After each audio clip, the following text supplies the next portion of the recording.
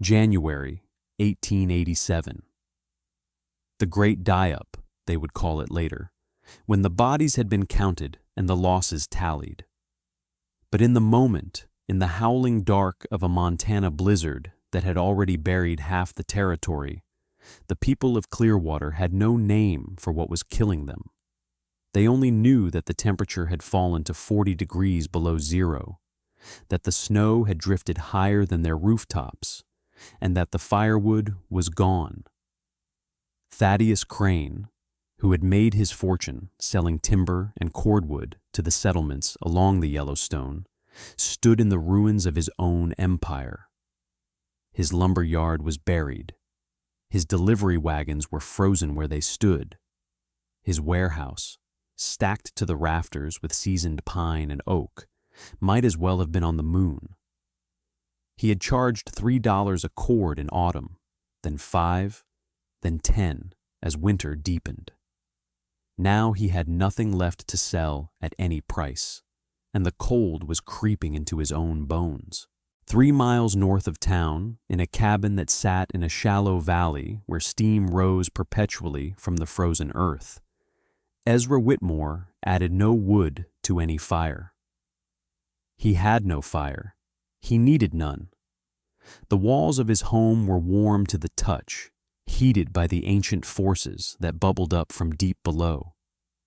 His buckskin gelding, Flint, stood contentedly in an adjoining stable that had never known frost.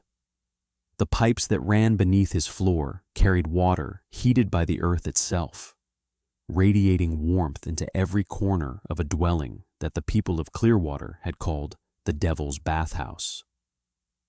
Ezra poured himself a cup of coffee, settled into his chair, and listened to the blizzard rage impotently against his walls. He wondered how long it would take before they came. Ezra Whitmore had arrived in Clearwater, Montana in the spring of 1884. He was 45 years old, a former mining engineer who had spent 2 decades crawling through the hot, unstable depths of the earth in Nevada and California. He had seen things underground that most men never dreamed of. Rivers of molten rock, chambers of scalding steam, waters that could boil flesh from bone in seconds. He had also seen how that terrible heat could be harnessed, channeled, made to serve rather than destroy. A cave-in had ended his mining career. His left leg had been crushed beneath a fallen beam, and though he walked again, he would never climb down a shaft. The mining company had given him a modest pension and a letter of thanks for his 18 years of service. He used the pension to buy a wagon, a horse, and supplies for a journey into the Northern Territories. He was not seeking gold or silver or land to farm. He was seeking heat. The hot springs of the Yellowstone region were legendary. Ezra had read every account, studied every survey. He knew that beneath the mountains and valleys of Montana and Wyoming lay a vast reservoir of geothermal energy, places where the Earth's inner fire reached close to the surface. Most men saw these hot springs as curiosities, places to soak tired muscles or gawk at steaming pools. Ezra saw something else. He saw a source of heat that would never run out, that required no chopping, no hauling, no purchase. He saw independence. He found what he was looking for in a shallow valley 3 miles north of Clearwater. A cluster of hot springs bubbled up through the rocky soil, their waters a steady 140 degrees year-round. The largest pool was perhaps 20 feet across, its surface perpetually steaming, surrounded by mineral deposits of white and yellow and rust. The smell of sulfur hung in the air, faint but unmistakable. Most settlers would have avoided such a place. The smell alone would have driven them off, to say nothing of the strange, otherworldly appearance of the mineral formations. But Ezra Whitmore saw paradise. He filed a claim on 80 acres that included the spring cluster. The land office clerk in Clearwater, a young man named Patterson, looked at the survey map with undisguised confusion. "This is the Sulphur Flats, Mr. Whitmore," he said. "Nothing grows there. The water's not fit to drink. The whole place smells like rotten eggs." "I am aware," Ezra replied. "You could have farmland, river bottom. There's good parcels available south of town." "I want this land," Ezra said. "This exact land." Patterson shrugged and stamped the papers. The claim cost Ezra $12. It was the best investment he would ever make. Tell us in the comments where you're watching from today. Whether you're in the mountains, the plains, or somewhere the wind blows just as fierce, these lessons of frontier wisdom are timeless. And if you haven't already, subscribe so you don't miss what happens when the crisis finally arrives. News of the stranger's peculiar land purchase spread quickly through Clearwater. It was a small town sustained by cattle ranching and the timber trade, and any novelty was welcome entertainment. When word got out that the newcomer intended to build a house directly beside the hot springs, indeed, to somehow incorporate them into his dwelling, the entertainment became a sensation. Thaddeus Crane held forth on the matter at his lumber yard, where ranchers and townsmen gathered to purchase cordwood and exchange gossip.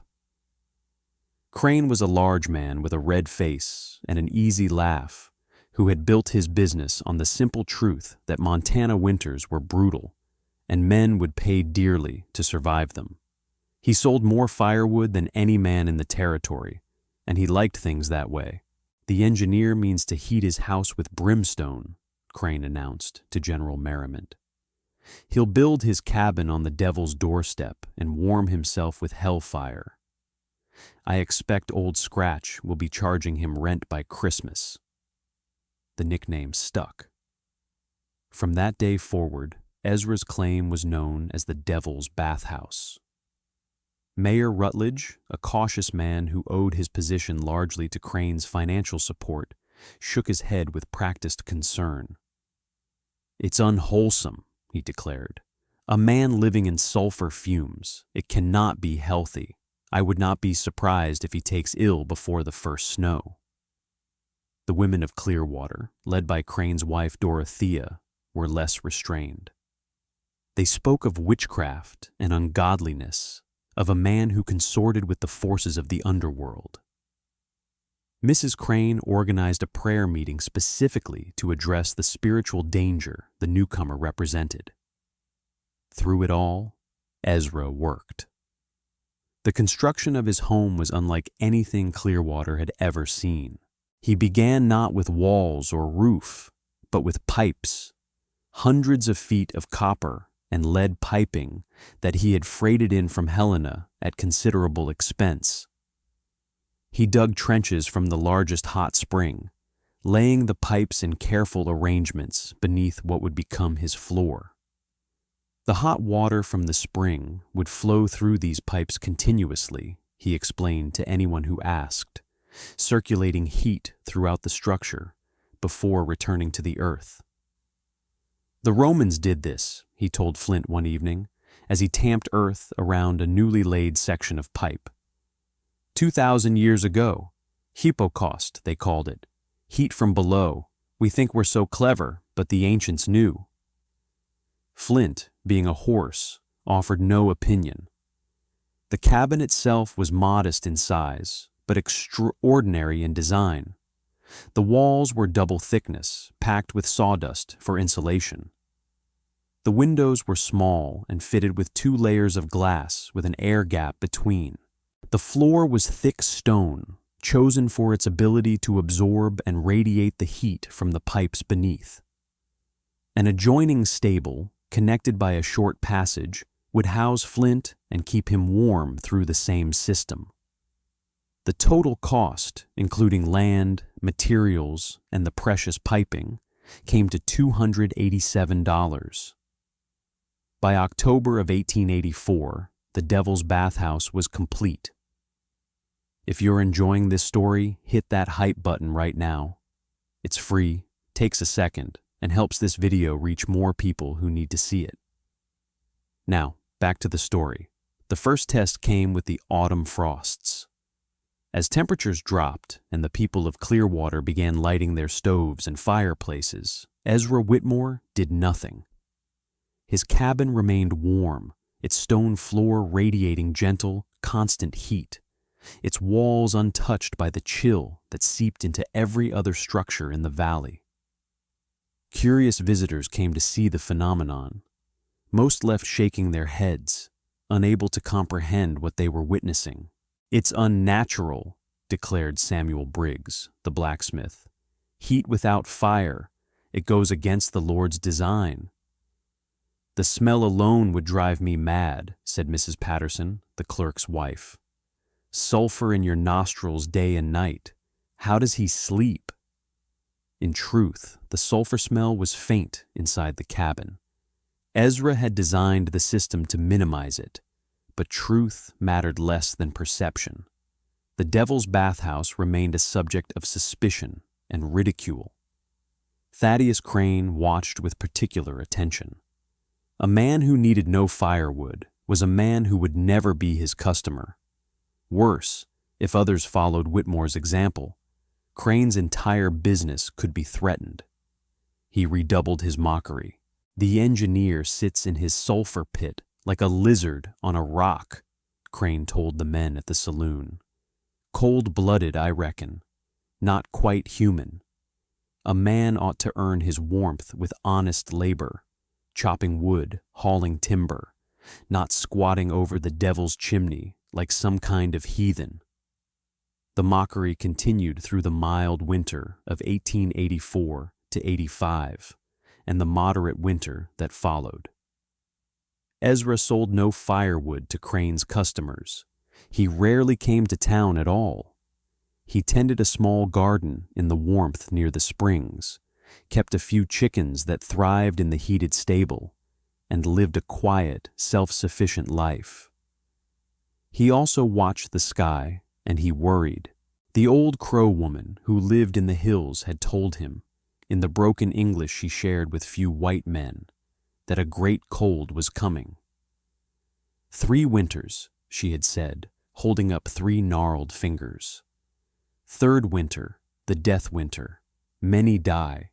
You, she had pointed at him, then at the steam rising from his springs. You live. He had taken her words seriously. The Crow had survived in this land for generations before the white man came. They knew things that no survey or scientific journal could teach. The summer of 1886 was hot and dry. The autumn was warm, almost pleasant. But Ezra noticed the signs that others missed. The elk were moving to lower ground earlier than usual. The beaver were building their lodges thicker. The caterpillars he found were banded solid black. In November, the first blizzard struck. It was not a normal storm. It was a white apocalypse. The temperature, which had been mild the day before, plunged 60 degrees in a matter of hours. The wind rose to a shriek, driving snow so thick and fast that a man could lose his way between his house and his barn. Cattle, caught in the open, froze where they stood. The people of Clearwater huddled around their stoves and fed them everything they had. The storm lasted 4 days. When it finally broke, the town emerged to a world transformed. Snow lay in drifts 20 feet high. The roads were impassable. The cattle, the foundation of Clearwater's economy, were dying by the thousands across the open range, and it was only November. If Wild West Retribution has become part of your week, consider joining the channel membership. Just a couple dollars a month keeps these stories coming. Links below, and hit that hype button if you haven't already.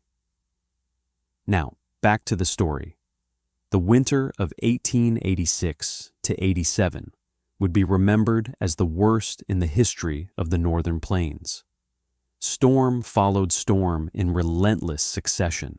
The temperature rarely climbed above 0 and frequently fell to 30, 40, even 50 below. The snow never melted, only accumulated, burying fences and buildings and hope itself beneath its weight. Firewood became more precious than gold.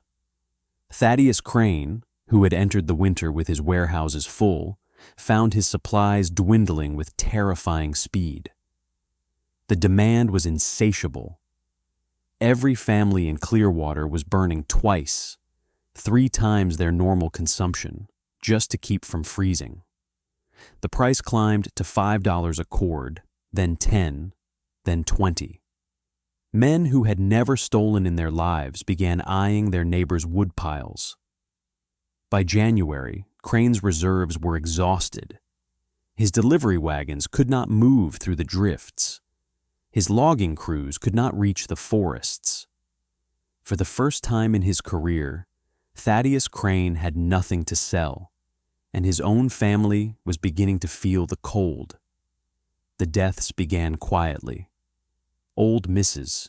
Hernandez, who lived alone on the edge of town, was found frozen in her bed. She had burned her furniture, then her books, then everything else that would catch flame before the cold finally took her. A week later, the younger family, mother, father, 3 children, perished when their cabin collapsed under the weight of snow, and they could not dig themselves out in time. Clearwater was dying. 3 miles north, Ezra Whitmore lived in impossible comfort. His geothermal system performed flawlessly. The hot water from the springs circulated continuously through his pipes, keeping the floor a steady 70 degrees regardless of the chaos outside. His walls, properly insulated, held the heat within. His stable was warm enough that Flint could be groomed without wearing gloves.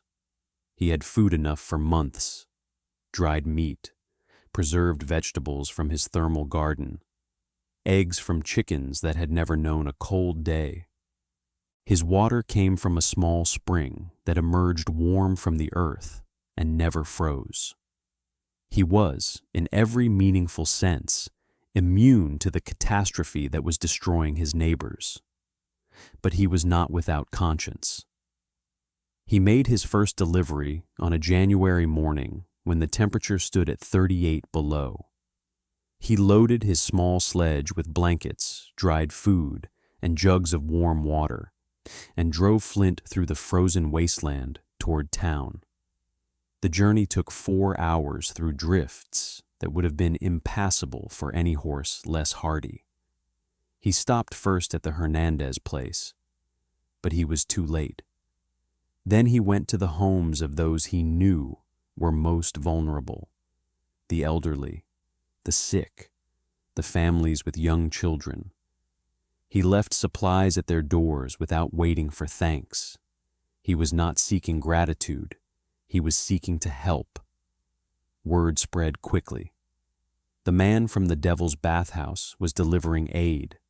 The man they had mocked was offering salvation. By the end of January, a steady stream of refugees had begun making the treacherous journey to Ezra's Valley. They came on foot, on horseback, in wagons pulled by starving mules. They came because they had heard that there was a place where warmth existed, where the earth itself provided heat, where a man could survive without firewood. Ezra welcomed them all. His cabin could not hold everyone, so he helped them build shelters near the springs themselves. Simple structures of canvas and timber positioned to catch the warmth that rose from the steaming pools. It was not comfortable, but it was survivable. The springs that had seemed so strange and unwholesome now seemed like a miracle. Thaddeus Crane was among the last to come. He arrived on a February afternoon, his fine coat tattered, his proud bearing broken. His wife and children walked beside him, too exhausted to ride the horse that could barely walk itself. He stopped at the edge of Ezra's property and could go no farther. Ezra met him there, For a long moment, the two men simply looked at each other. The lumber baron, who had called him cold-blooded, who had laughed at his methods, who had profited from the very dependency that Ezra had sought to escape, and the engineer who had been proven right in the most terrible way imaginable. "Mr. Whitmore," Crane said, his voice barely above a whisper, "I have come to beg."